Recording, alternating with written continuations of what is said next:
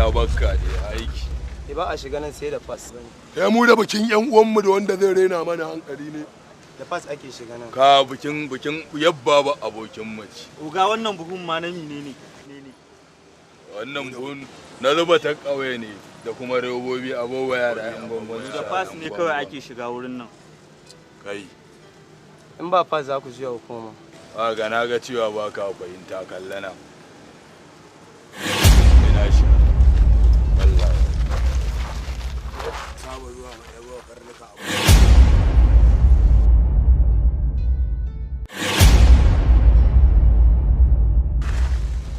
Cika shi. Bai ƙura ba. Ya aka yi ne mai gida? Ma'aikata ne dodo a ciki wallahi. Gurin akwai tsaro ba zai shigo ba. Kai